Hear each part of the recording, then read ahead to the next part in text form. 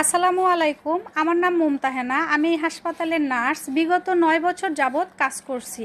প্রথমত, আপনার পরিবারের এই শিশুটির আগমনে আপনাকে অভিনন্দন। আপনি এবং আপনার শিশুর স্বাস্থ্যসেবা নেওয়ার জন্য হাসপাতালে এসেছেন। মা এবং শিশুর সবচেয়ে ভালো যত্ন নেওয়ার ব্যাপারে আপনাদের মনে হয়তো অনেক প্রশ্ন আছে। আজ আমি আপনাদের কিছু গুরুত্বপূর্ণ বিষয় শেখাবো, যা শিশু ও মায়ের এই হাসপাতালে থাকাকালীন এবং বাড়িতে যত্ন নেওয়ার ব্যাপারে আপনাদের সাহায্য করবে।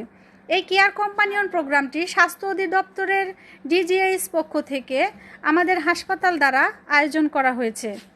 অংশগ্রহণকারীদের প্রতি আমার অনুগ্রহ করে শান্ত হয়ে বসুন এবং আমার কথাগুলো মনোযোগ দিয়ে শুনুন। অনুগ্রহ করে আপনাদের মোবাইল ফোনগুলো সাইলেন্ট মোডে রাখুন বা বন্ধ করে দিন।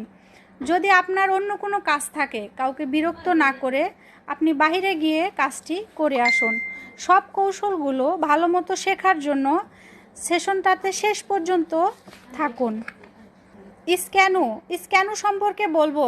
স্ক্যানু হচ্ছে 1 থেকে 28 দিন যেই সব বাচ্চাদের বয়স, তাদেরকে এই রুমে রাখা হয়।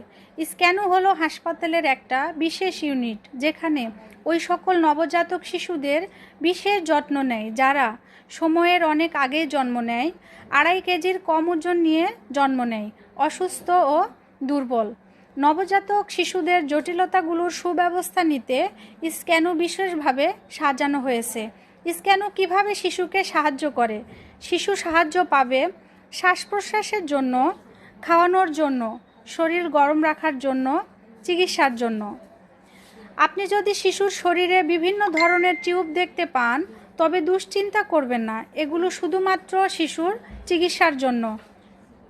আপনার শিশু কখন বাড়িতে যেতে পারবে? শিশুর স্বাস্থ্যের উন্নতি হলে ডাক্তার শিশুকে বাড়িতে নিয়ে যাওয়ার পরামর্শ দিবেন। সেরে উঠতে কয়েকদিন সময় লাগতে পারে, তবে কিছু শিশুর ক্ষেত্রে কয়েক সপ্তাহ লাগতে পারে। আপনি কিভাবে আপনার শিশুকে সাহায্য করতে পারেন? ডাক্তার এবং নার্সের পরামর্শ মেনে চলুন।